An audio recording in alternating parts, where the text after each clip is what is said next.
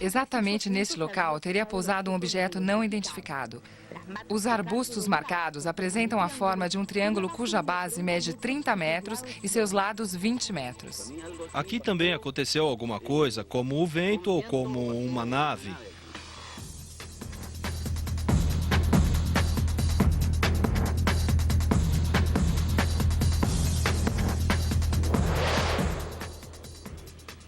Diga-me, que tipo de animais fariam 12 buracos iguais? Não sei. Contatos imediatos do segundo grau. Uma situação que se registrou poucas vezes no mundo, desde que o fenômeno OVNI é estudado.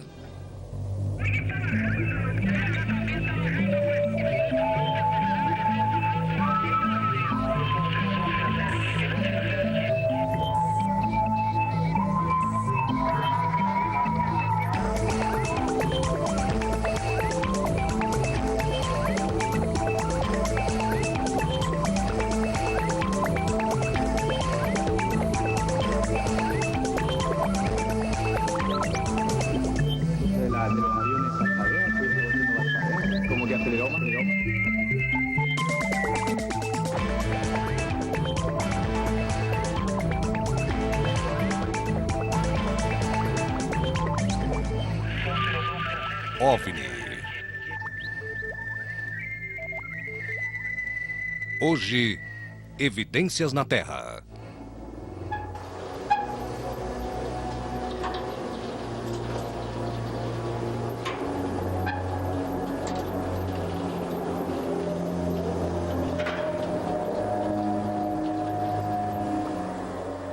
Nas ruínas de cidades ou monumentos, os caracteres escritos ou desenhos e objetos também são uma fonte indispensável de investigação histórica. Em alguns casos, são decisivos para que possamos compreender uma determinada cultura da antiguidade.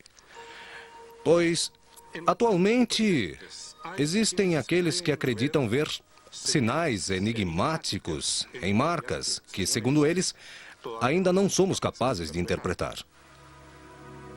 Culpam um OVNI pelo estranho fenômeno da casa voadora.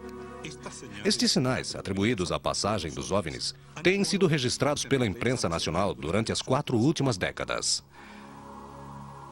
Um deles, o Triângulo de Última Esperança, foi encontrado intacto por uma equipe do nosso programa durante uma expedição realizada em 1999.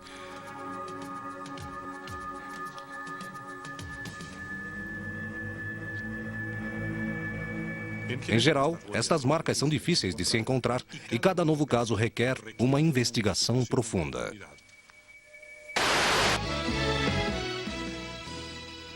Exatamente neste local teria passado um objeto não identificado.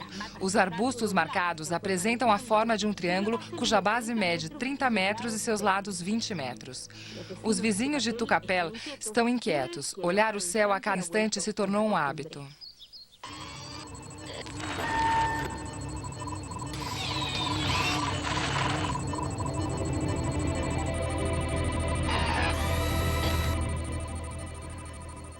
Para obter informações sobre um estranho achado na Zona Sul, uma equipe de nosso programa viajou até a região de Biobío.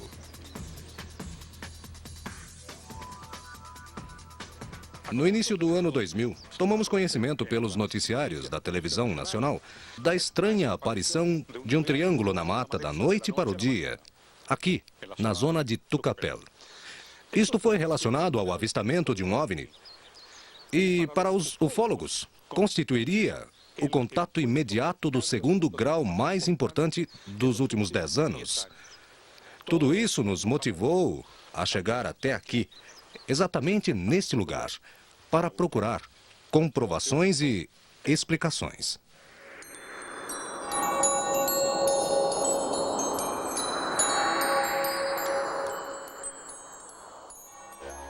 Tanto em Tucapel como em seus arredores, encontramos moradores que, fora das câmeras, asseguram ter visto na região objetos voadores não identificados. E, em alguns casos, em mais de uma oportunidade.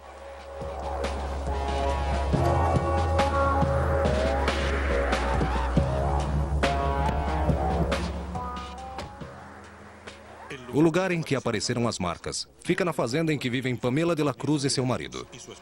Muito prazer. Pamela de la Cruz. Patrício Banhados. Acho que te conheço.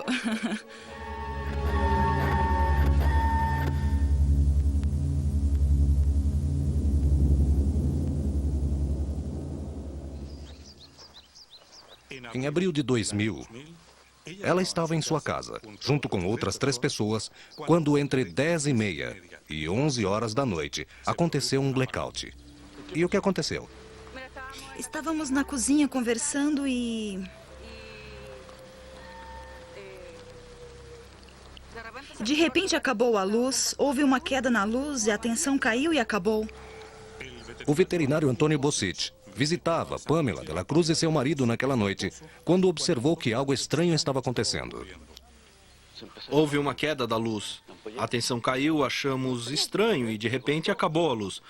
E durante 1 segundo, 2 segundos, ficou tudo iluminado, a sala toda ficou iluminada. No mesmo instante, A luz vinha das minhas costas. mas quase no mesmo instante em que se cortou a luz, surgiu este Segundos brilho? depois, Segundos depois. o céu estava todo iluminado com uma luz Branca? branca, sim, branca, branca como se fosse dia. Então Ricardo, Antônio e Rusto saíram para olhar, mas chegaram só até a esquina, porque o brilho durou apenas 2 segundos e a luz voltou em 3 ou 4 minutos. Chegamos lá em cima nos fios elétricos e não se via nem faíscas, nem luz, nada. Não se via nada. E E nada, no dia seguinte eles saíram para olhar pela manhã e havia esta marca.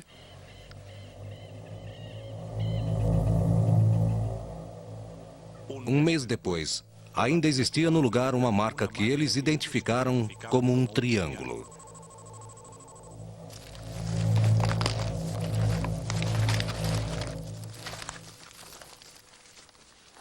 No dia anterior, havíamos andado ali e os arbustos estavam perfeitos. E depois de manhã, quando fomos olhar, estavam amassados.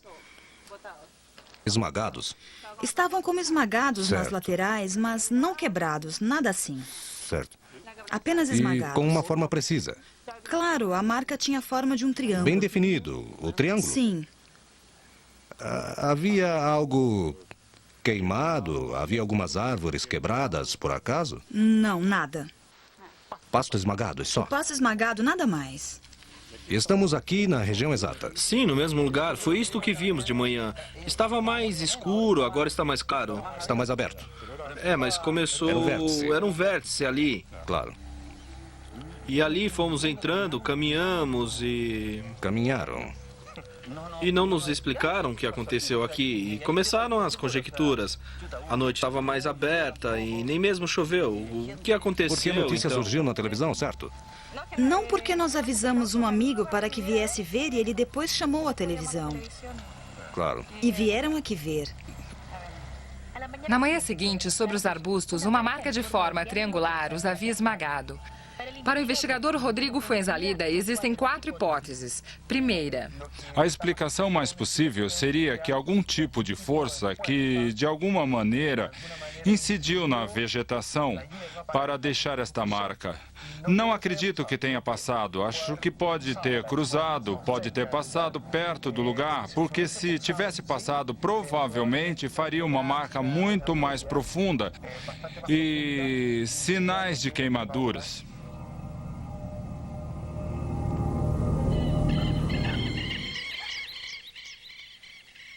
E o que você acha que foi? Não sei dizer. Não? Não. Nenhuma teoria? Nada. Absolutamente nada. Vejamos, alguém que analisa com base em um método científico tenta procurar uma explicação lógica. Eu não sou perito em aviação, mas para mim poderia ser um Sea Harrier de decolagem vertical. Não é certo, é como se tivesse passado aqui, se tivesse retirado isso e ido embora. O Sea Harrier é o único avião que pode aterrissar e decolar verticalmente, tal como fazem os helicópteros. Mas não houve nenhum barulho. Os cachorros não latiram, não choveu naquela noite, não havia vento. Uma nave ou qualquer veículo, qualquer coisa física que passa e esmaga. O primeiro que teria esmagado seriam estes cabos. Teriam sido cortados. Certo, mas pela forma que tem, é como se algo tivesse descido ali. Mas da mesma forma também estão os cabos aqui. Passou entre eles, era bem plano ou, como te digo, algo mais acima que fez vento, uma turbina. Estava mais alto, sem estragar os cabos. Eu não acredito que uma nave passou. Para mim foi algo mais terrestre. Um Sea Harrier, um avião deste tipo com zero de ruído. É a lógica que eu procuro. Não foi isso. Não acredito que tenha sido isso. Não acredito, mas é o mais lógico. Para mim, alguma coisa... Como o vento, uma nave passou por aqui. Em todo caso, a propulsão teria sido o que aplanou tudo. Claro, nesta direção, até lá.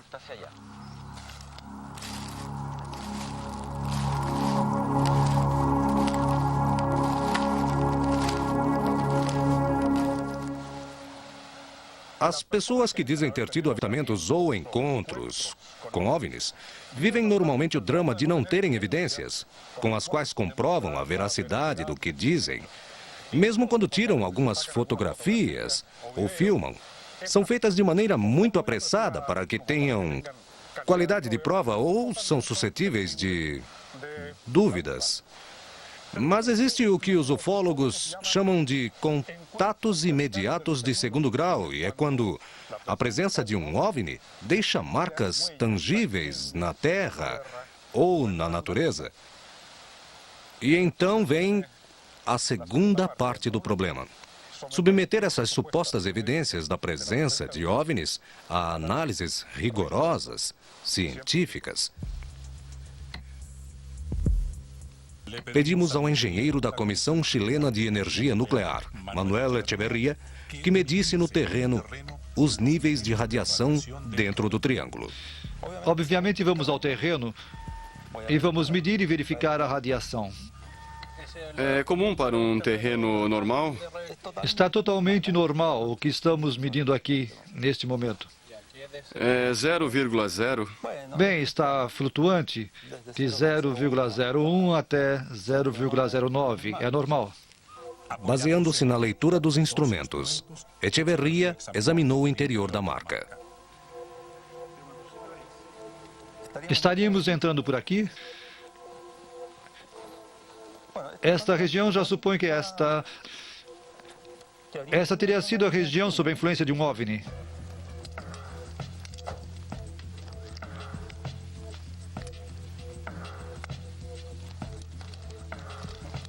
Absolutamente nada.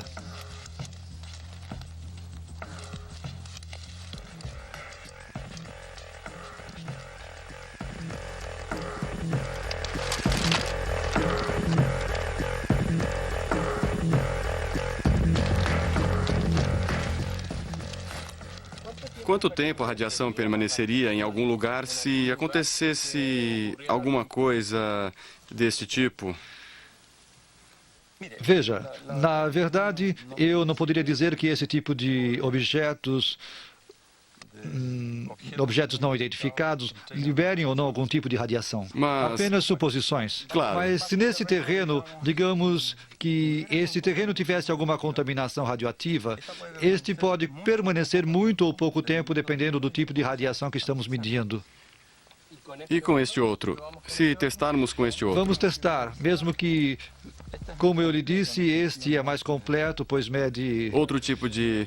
o tipo de radiação.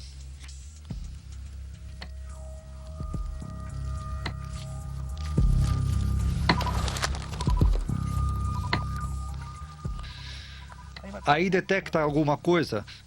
É o mesmo que foi medido ao redor do veículo.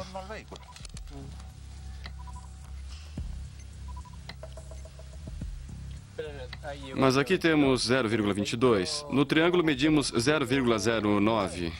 009. Sim, aqui volta a baixar o mesmo. Suponha que houve alguma coisa aqui em algum momento. Teria que ser um artefato movido por energia nuclear e teria que ter deixado resíduos. Sem dúvida, se trata de uma forma geométrica especial, um esmagamento da vegetação, como eu digo, desses arbustos. que pode ser atribuída ao vento local ou pode ter sido feita por uma ceifadora que passou por aqui ou algum equipamento do campo, não sei.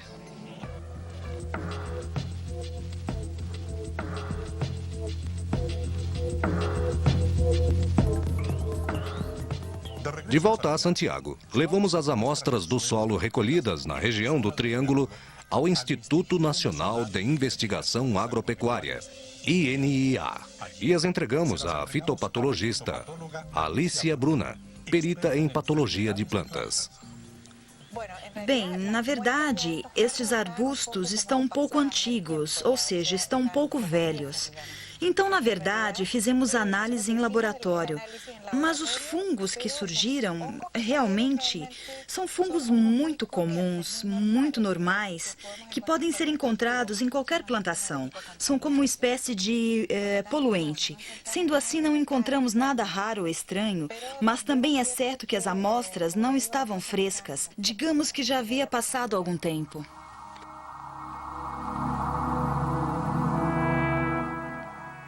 No entanto, para os ufólogos, o envelhecimento nas plantas é um elemento que, neste tipo de caso, também poderia ser atribuído à passagem de OVNIs.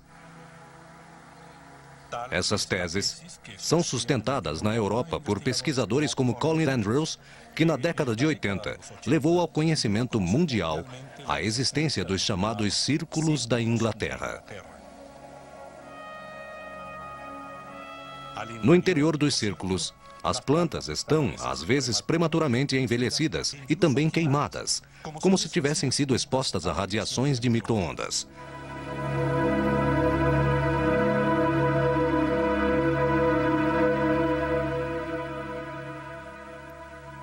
Para os pesquisadores chilenos, o ocorrido em Tucapel continua sendo um caso importante. O ufologista Rodrigo Fuenzalida nos explica o porquê. Não é apenas a aparição de uma luz de origem estranha, mas existe o efeito de uma baixa tensão na região e existe um efeito posterior na área ao redor, onde se contempla efetivamente esta manifestação vista pelos habitantes do lugar. Eu diria que o efeito é um desafio muito interessante de se ver no lugar com relação aos arbustos, como estão posicionados. Ao meu parecer, pode-se inclusive estabelecer uma espécie de trajetória do que pode ter provocado o fenômeno na região. Não é necessário, insisto, não é necessário que exista radiação para que seja considerado um contato imediato do segundo grau. Existem vários casos clássicos na ufologia, incluindo, vou citar um caso em 1987, na região de Minas Gerais, onde efetivamente um objeto voador não identificado desce em um grande pasto, observado por alguns moradores da região, deixa um registro idêntico ao que estamos vendo. No entanto, a quantidade de calor emanada do corpo também deixou esmagada efetivamente a vegetação. Insisto que não é necessário que exista radiação para que seja considerado um contato imediato do segundo grau.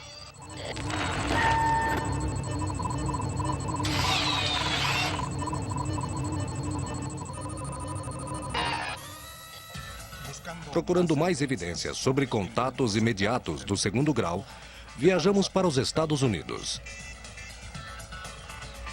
Em Nova York, nos reunimos com Peter Robbins.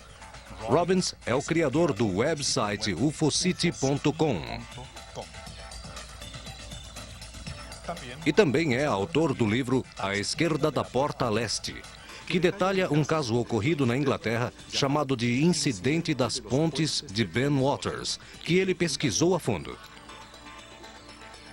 O que aconteceu exatamente? Muitas coisas. Em 3 noites, no fim de dezembro de 1980, foram vistos OVNIs, por falta de uma palavra melhor, em uma área de armazenamento de armas nucleares, em uma base de alta segurança da OTAN. Esses OVNIs estiveram fazendo manobras no céu. Desceram em um bosque próximo em uma forma etérea. Quebraram galhos e folhas onde aterrissaram, deixando um rastro. Existem muitos casos como este documentados na América do Sul e o resto do mundo. Era como um triângulo equilátero, tinha 3 pontas. Esta região é chamada de Cape Green. Peter Robbins viajou várias vezes para a Inglaterra e percorreu a zona do avistamento, examinando o terreno. Aqui, nestas fotos, esta é a primeira foto que eu tirei na primeira viagem que fiz.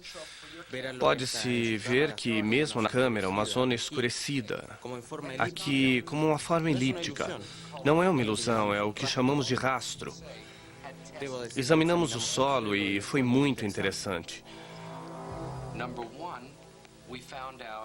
Primeiro, descobrimos que, seja lá o que tenha afetado o solo, não pode ser reproduzido em um laboratório. Nem usando um micro-ondas industrial que poderia produzir algo em torno de 1.500 graus.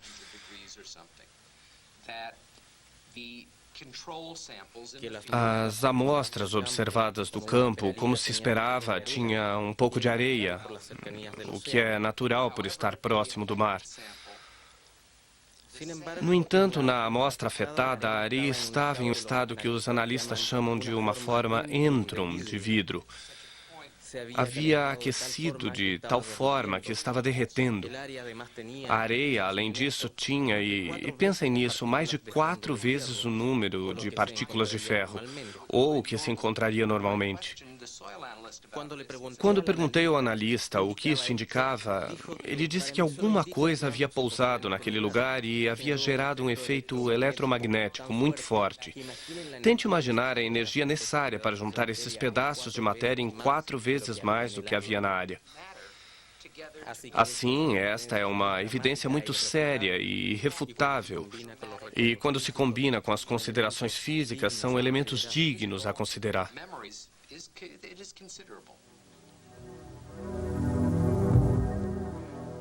Em seu livro, Peter Robbins afirma que os militares encobriram este caso e pressionaram as testemunhas. No Chile, encontramos um caso ocorrido em 1971 na base antártica da Força Aérea. As testemunhas eram membros da FAC, Força Aérea Chilena, e segundo se lembram, a aparição do que qualificam de objeto voador não identificado afetou as comunicações de rádio da base.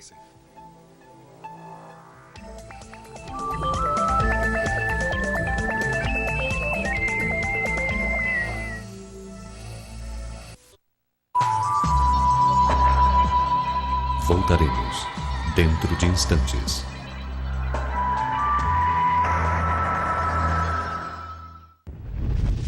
Com a nossa programação.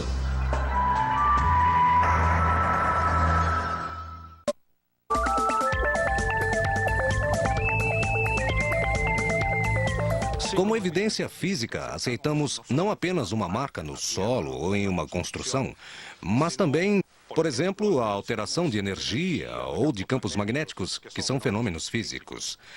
Isso comprova o acontecido no ano de 1971, na base Presidente Eduardo Frei Montalva, na Antártida.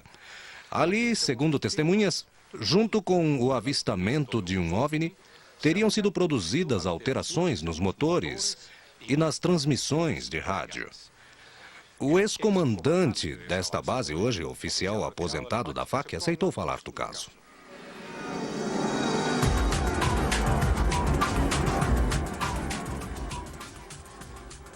Esta é a base Presidente Eduardo Frei Montalva, instalado em 1969 na ilha Rei Jorge, no território antártico chileno.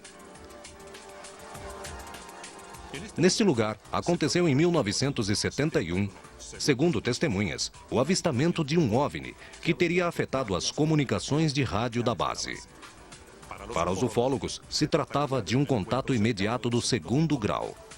Após 9 meses de investigação, encontramos os 2 protagonistas deste incidente. Evandro Valenzuela se aposentou da Força Aérea em 1980 como comandante de esquadrilha. Em 1971, ele era o comandante da base. No mês de junho, estávamos reunidos uma noite, estávamos vendo um filme e, se me lembro bem, devia ser 9 ou 10 da noite.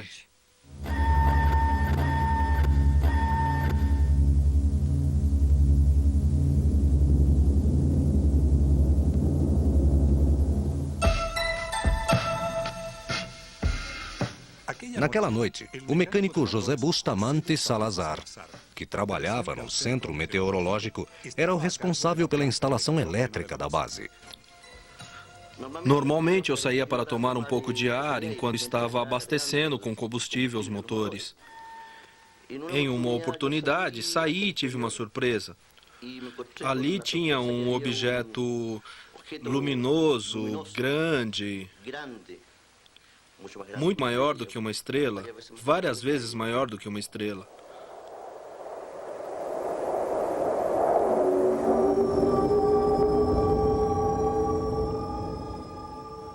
O que mais me impressionava é que mudava de cor. Eu fiquei um pouco assustado. Era completamente desconhecido. O que me fez correr imediatamente para dentro da base e avisar aos meus companheiros que eu havia visto algo que não era conhecido. Era um OVNI. Este homem, de repente, começou a gritar que estava vendo um OVNI. Disse que estava vendo um disco voador. Bem, a nossa primeira reação, sem dúvida, foi um pouco de surpresa, um pouco de... Rimos porque pensamos que ele estava brincando, mas, na realidade, ele estava assustado. Fui acompanhado por 2 ou 3 deles, me seguiram. E eu não disse onde estava o objeto. Deixei que eles vissem primeiro, das máquinas, e ficaram como eu, impressionados com o que estavam vendo. Lá perto da ladeira do cerro, de repente vimos uma luz que, de certo, já estava lá quando chegamos, que se assemelhava muito com a baliza de uma radiopatrulha. Ela mudava de cor entre o lilás, verde e vermelho, sem seguir uma uniformidade ou uma regularidade entre a mudança de cores. Era simplesmente uma coisa que estava girando.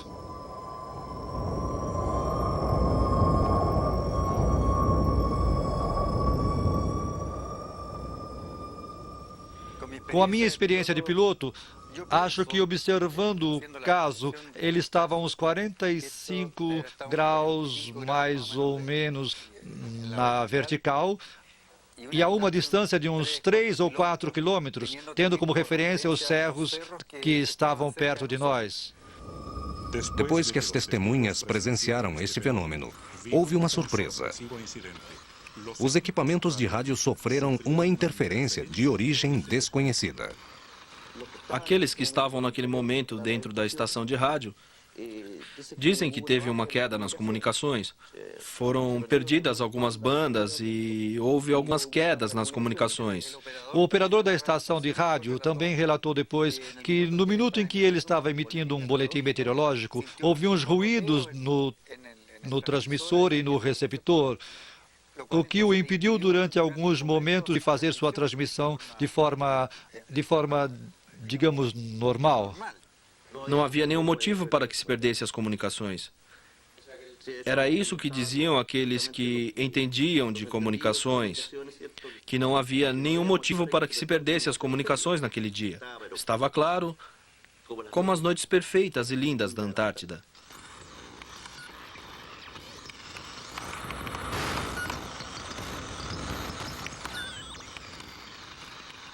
Estivemos nesta situação vendo este fenômeno uns 10 ou 15 minutos. De repente, este fenômeno, digamos, este OVNI, desapareceu. Não desapareceu da nossa vista, mas se deslocou em uma velocidade infinita. Não sei calcular em que velocidade, mas naquele momento ele desapareceu por trás dos cerros. Fomos ao interior da base Estávamos muito assustados, eu diria. Neste caso, como eu disse, não posso dizer que foi espetacular, exceto que se tratava de um fenômeno em uma região absolutamente desabitada. E não podíamos confundi-los com aviões, nem com nenhum objeto feito pelo homem. Pois onde estávamos, éramos os únicos habitantes, junto com outros da base russa. Assim, era impossível que fossem satélites meteorológicos, que fossem aviões pássaros, nada. Ou seja, nada em quem colocar a culpa. Por isso, eu presumo que o fenômeno que nós vimos, ou a maioria de nós viu, durante este período de 10 minutos aproximadamente, foi um fato real. Ou seja, foi algo que eu não sei explicar o que era, mas realmente era um objeto, era sólido e emitia luz. Sim, é isso que eu posso confirmar. Assim, eu parto da premissa que o que vimos possivelmente era um OVNI. Se os OVNIs são capazes de provocar alterações à sua volta, cabe perguntar se os estudos científicos poderiam ajudar a encontrar respostas. No extremo sul austral, na Terra do Fogo, encontramos um caso que nos permitiu obter amostras e examiná-las em laboratório.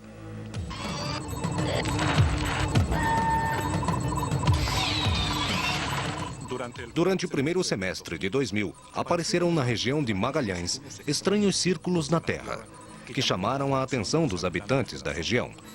Segundo os primeiros repórteres, algumas pessoas o associam com avistamentos de OVNIs.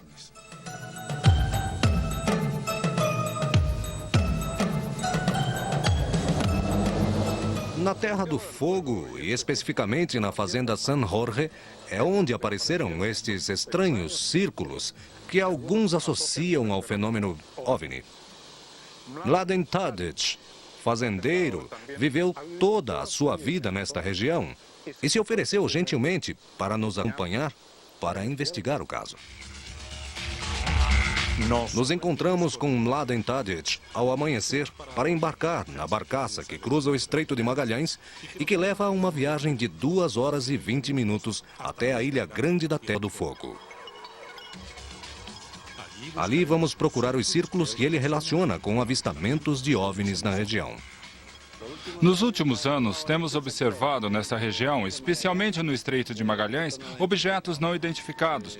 Luzes, geralmente, a maioria luzes, e algumas pessoas tiveram a sorte de ver de dia também. Hoje em dia se conversa sobre isso e cada dia vão conseguindo maior força.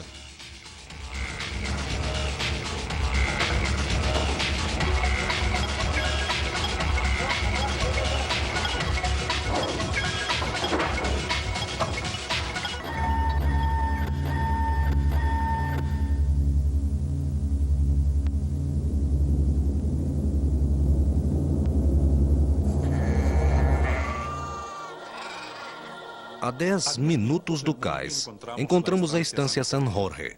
Durante uma conversa em sua casa, Tadic nos mostra o que para ele constituem as primeiras evidências.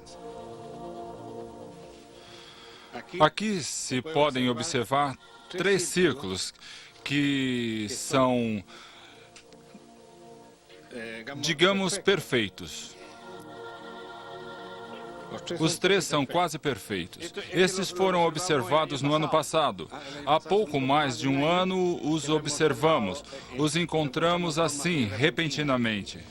Então vamos procurá-los. Vamos ver como estão. Não há nenhum problema.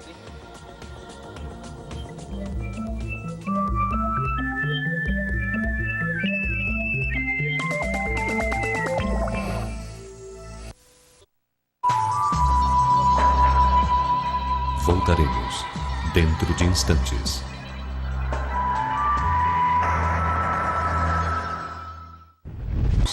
Com a nossa programação.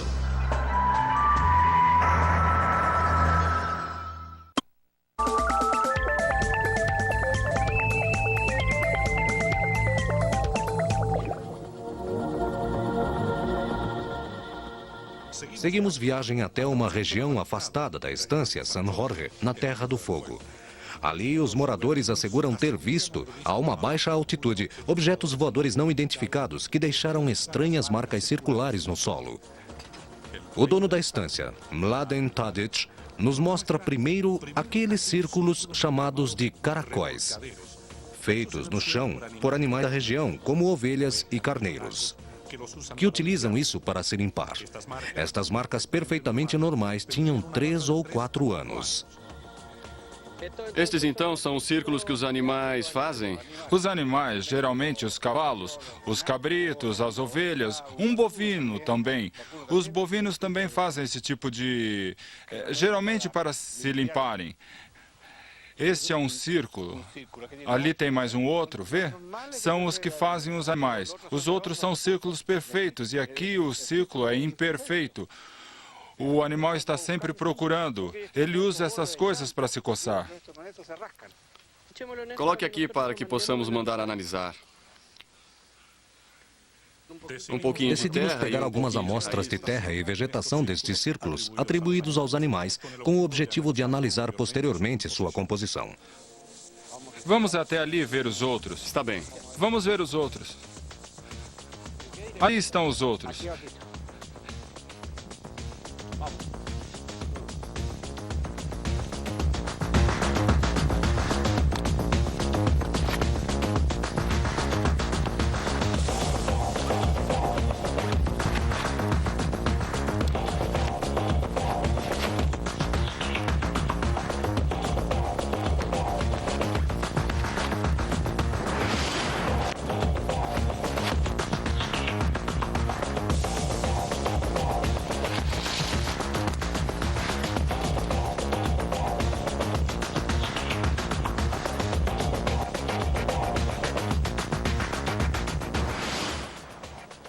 Esses são os 3 círculos que estou falando, que descobriram de repente que nos chamaram a atenção.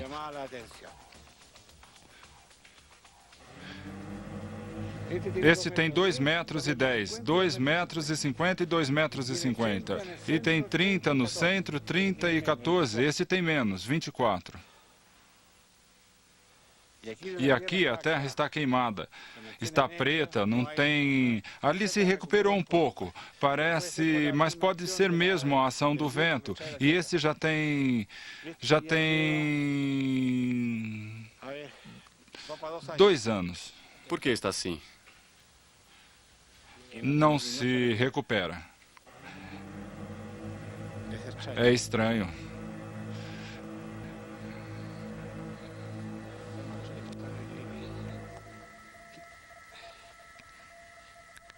Quer medir? Sim, claro.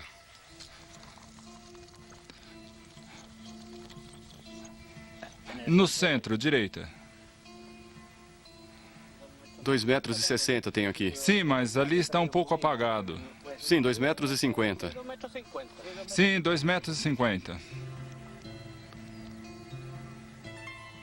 2,50 metros. 2,70 metros? 50. Tem um menor ali. Tem mais 2 lá. E aqui são 12 no total. É como se algo o absorvesse. É como se apagasse todo. Aqui se calcula que tenham tirado uns 70 quilos de terra. E esses são muito perfeitos. Diga-me, que tipo de animais fariam 12 buracos iguais?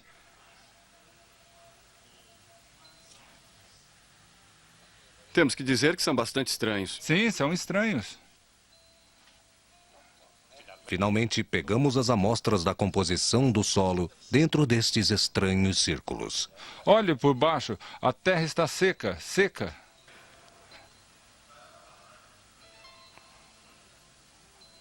Voltamos de Punta Arenas com material suficiente para continuar a nossa investigação para o passo mais importante, a análise das amostras no laboratório. A mais de 2 horas de San Pedro de Atacama, na segunda região, continua o mistério. Uma estranha e inexplicável marca triangular localizada a 4.000 metros de altura. Não há resposta. Nos casos anteriores, a análise das amostras do terreno ajudou a localizar a origem do fenômeno. Por exemplo, quando a imprensa noticiou o achado de uma marca triangular em altiplano, nas imediações de San Pedro de Atacama, uma equipe do nosso programa viajou para o lugar e tomou amostras do solo. A análise realizada por um especialista em solo da Universidade Católica atribuiu o fenômeno a um processo natural de drenagem em terra argilosa.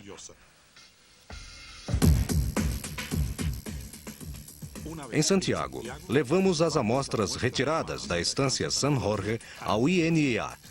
Pedimos à fitopatologista Alicia Bruna para analisar as amostras dos círculos da Terra do Fogo, aqueles atribuídos aos carneiros e aqueles atribuídos aos OVNIs, porque queríamos confirmar se havia alguma diferença.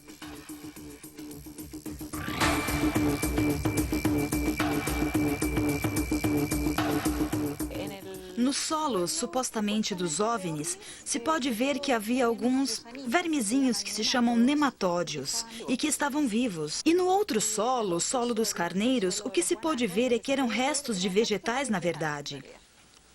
Mas, supostamente, no solo dos OVNIs havia pelo menos alguma coisa viva movendo-se. Estes vermes podem ser uma explicação para a falta de vegetação no lugar? Poderia ser, em parte, porque alguns deles são bastante destrutivos. Podem destruir sementes, podem destruir plantas que estão germinando. Sim, poderia ser, se existe uma grande quantidade deles. Mas falando do espaço circular de 2,5 metros, é possível que não tenha crescido nada de vegetação por causa disso? Não, é difícil. Eu diria que é muito difícil que seja a única causa para não crescer nada. Sempre vai crescer algo.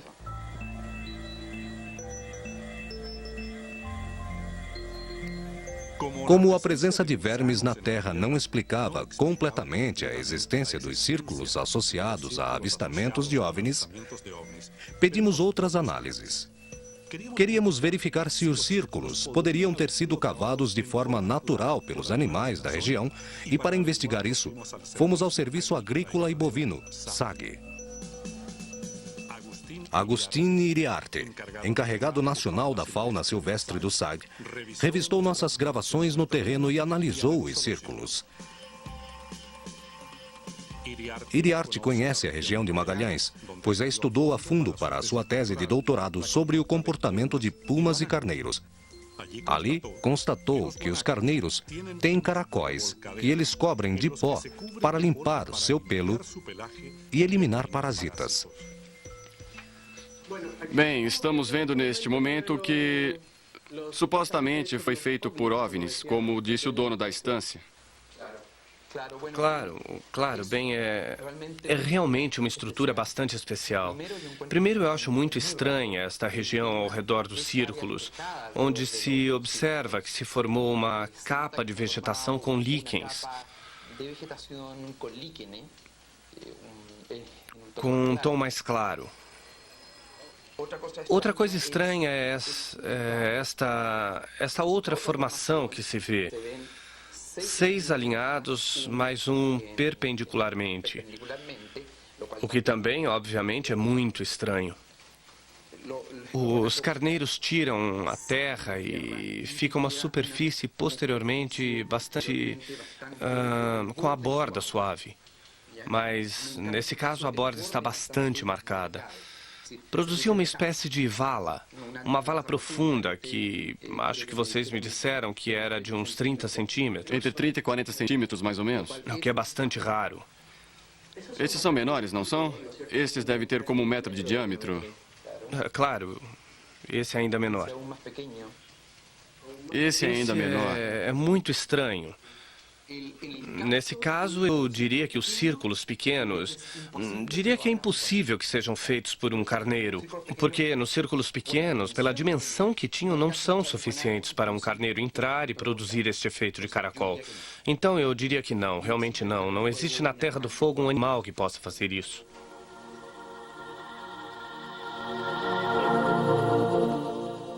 Até agora, Mladen Tadic insiste que as marcas encontradas em sua estância são atribuídas à passagem de OVNIs. Estou começando a ter carinho e um certo respeito por essas coisas. Porque existem, para que existem, eu as vejo. Repito, posso ser uma pessoa privilegiada. Não sei, ou tenho a qualidade de ver o que os outros não veem. Mas que eu as vejo, vejo. Naturalmente que não é só no Chile que surgiram informações sobre contatos imediatos do segundo grau. Para os ufólogos, o caso mais importante a nível mundial aconteceu na França. Nós investigamos por que o acontecido em Trans-en-Provence desafia os parâmetros convencionais da ciência.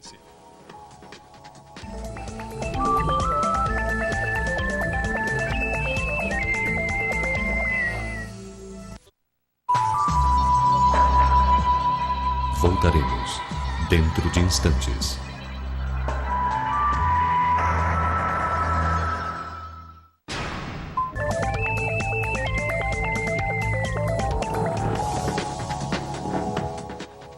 Os contatos imediatos do segundo grau constituem um capítulo à parte no mundo da ufologia. São alterações no meio ambiente, atribuídas à passagem dos OVNIs, que atualmente são investigadas com métodos científicos.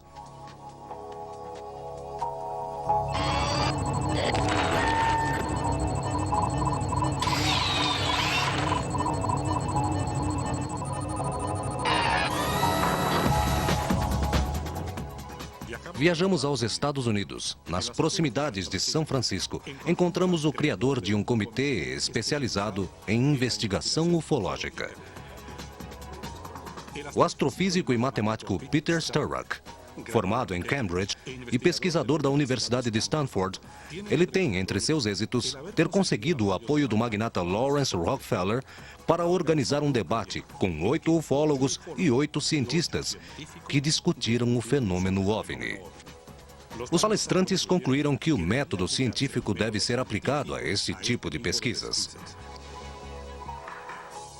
Entre os casos que foram colocados em prova nesta análise está o incidente relatado em 8 de fevereiro de 1981 na França, na região de Trans-en-Provence. A testemunha foi um granjeiro que viu um objeto de formato oval que se movia rapidamente sobre sua pequena granja. Bateu no chão e fez um barulho parecido com um sibilado. Dirigiu-se até lá, 100 metros mais ou menos, e logo o objeto foi embora. Eu vi os rastros no solo.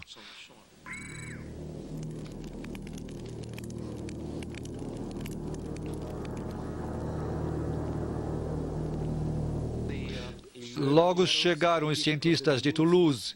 Eles retiraram amostras frescas do solo, fotografias e fizeram medições. Também pegaram amostras das plantas fora do anel. As plantas fora do anel estavam normais, como se esperava, mas as de dentro do anel estavam bastante diferentes em sua composição química.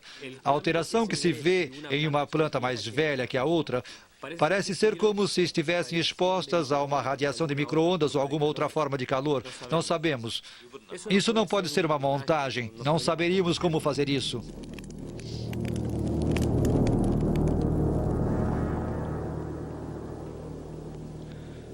Cada vez que se observa algo inexplicável, os cientistas deveriam tentar aprender com isso.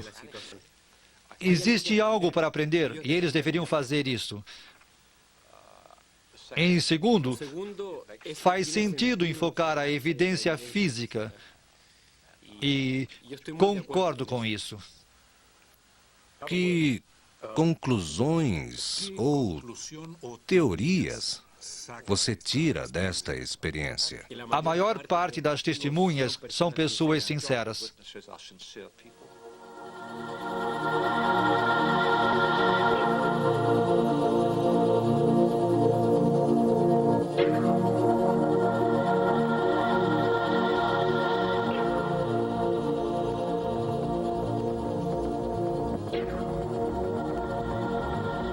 Até agora, algumas marcas atribuídas à passagem de OVNIs continuam desafiando a capacidade dos cientistas em diagnosticar a sua origem.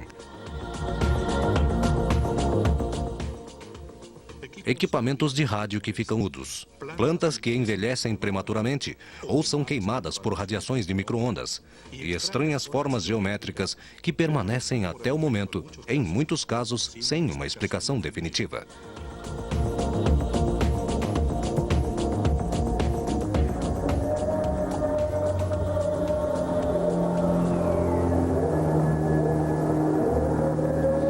Assim como os arqueólogos conseguiram descobrir ruínas de cidades inteiras ou grandes monumentos da antiguidade, transformando o que até o momento era uma mera lenda em uma realidade histórica, os ufólogos continuam se esforçando ao redor do mundo para encontrar alguma evidência física que demonstre a realidade dos objetos voadores não identificados.